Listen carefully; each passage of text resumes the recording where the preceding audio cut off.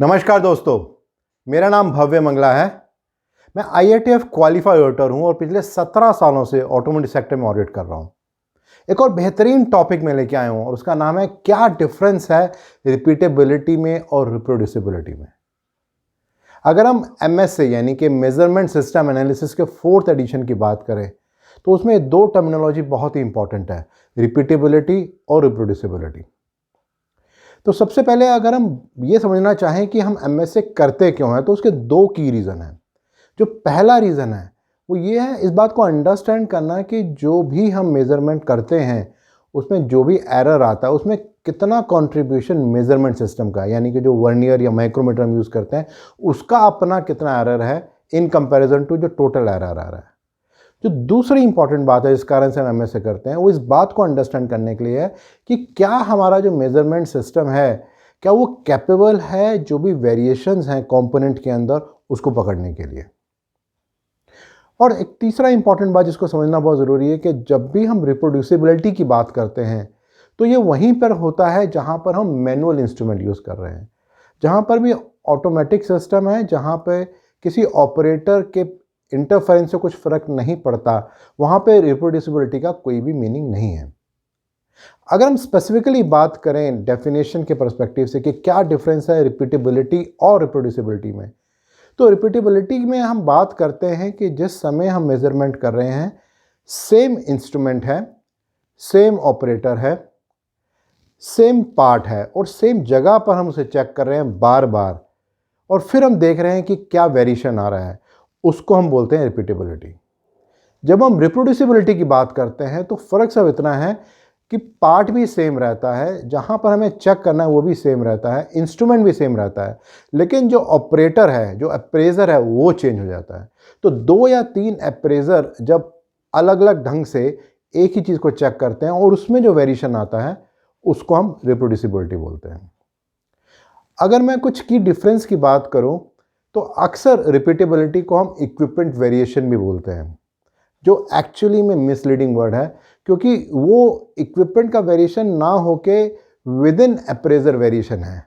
क्योंकि अगर आप देखेंगे क्या क्या रीज़न होते हैं जिस कारण से एरर आते हैं तो उसमें से सिर्फ एक कारण है कि इक्विपमेंट का भी एरर आ सकता है। जब हम रिप्रोड्यूसिबिलिटी की बात करते हैं तो हम बात करते हैं विद इन अप्रेजर वेरिएशन, यानी कि 2 या 3 अलग अलग जो अप्रेजर हैं उनके मेजरमेंट सिस्टम में जो वेरिएशन आया उसको हम रिप्रोड्यूसिबिलिटी बोलते हैं। जब हम रिपीटेबिलिटी की बात करते हैं तो हम बात करते हैं विद इन सिस्टम वेरिएशन। जब हम रिप्रोड्यूसिबिलिटी की बात करते हैं हम बात करते हैं बिटवीन सिस्टम वेरिएशन। जब हम रिपीटेबिलिटी की बात करते हैं तो हमारा मेन इंटेंट ये होता है कि जिस तरीके से हमने मेजरमेंट की उसमें कोई वेरिएशन है क्या। जब हम रिप्रोड्यूसिबिलिटी की बात करते हैं तो हमारा इंटेंट होता है कि जो ऑपरेटिंग कंडीशन है उसमें कोई वेरिएशन आया क्या, उस कारण से कोई वेरिएशन आया कि नहीं। अगर हम बात करें क्या कॉजेज़ हो सकते हैं रिपीटेबिलिटी और रिप्रोड्यूसिबिलिटी एरर के, तो जो रिपीटेबिलिटी है उसका मेन जो रीज़न होता है कि क्या विद इन सिस्टम कोई वेरिएशन आया, विद इन अप्रेजर कोई वेरिएशन आया, विद इन मेजरमेंट सिस्टम कोई एरर है या विद इन पार्ट्स कोई एरर है, तो वो सब कॉजेज़ होते हैं रिपीटेबिलिटी के। वहीं पर जब हम रिप्रोड्यूसिबिलिटी की बात करते हैं तो हम बात करते हैं बिटवीन अप्रेजर क्या वेरिएशन आया, बिटवीन पार्ट्स क्या वेरिएशन आया, बिटवीन मेजरमेंट सिस्टम क्या वेरिएशन आया। तो ये है कि difference between repeatability and reproducibility. अगर मैं कुछ इंडस्ट्री के चैलेंजेस की बात करूं तो सबसे बड़ा चैलेंज इंडस्ट्री में पहला तो ये रहता है कि बहुत कम लोगों को ये एक्चुअली में डिफरेंस पता होता है कि रिपीटेबिलिटी और रिप्रोड्यूसिबिलिटी में क्या फ़र्क है। देन सेकंड जो की चैलेंज इंडस्ट्री में है वो ये है कि हम अक्सर रिपीटेबिलिटी एंड रिप्रोड्यूसिबिलिटी की स्टडी करते तो हैं, R&R स्टडी करते तो हैं, लेकिन उसका क्या पर्पज़ है, उससे हम क्या अचीव करना चाहते हैं वो अक्सर हमें क्लियर नहीं होता। शायद कस्टमर की रिक्वायरमेंट होती है या IATF 16949 की रिक्वायरमेंट होती है, इसलिए हम कर रहे होते हैं।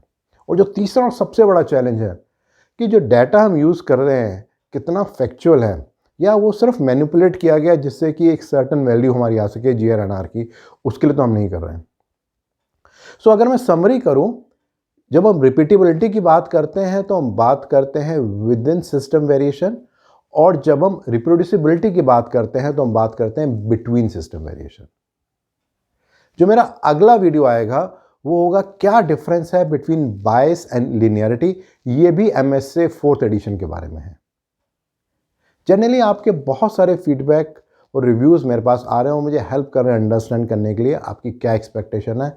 तो मैं चाहता हूं कि आप प्लीज़ उसे कंटिन्यू रखिए। और अगर आपको लगता है इस वीडियो को आप और डिटेल में समझना चाहते हैं तो नीचे एक लिंक है, अगर आप उसको क्लिक करेंगे तो एक ब्लॉग आपको मिलेगा, वहाँ और डिटेल में इस पर्टिकुलर वीडियो के बारे में आपको जानकारी मिलेगी। और अगर आपको लगता है ये वीडियो और ये जो ब्लॉग आपको मिल रहा है इससे आपको कुछ फ़ायदा हो रहा है और आपकी नॉलेज में कुछ एनहांसमेंट हो रही है, तो आप मेरे यूट्यूब चैनल और मेरी वेबसाइट को सब्सक्राइब भी कर सकते हैं। धन्यवाद।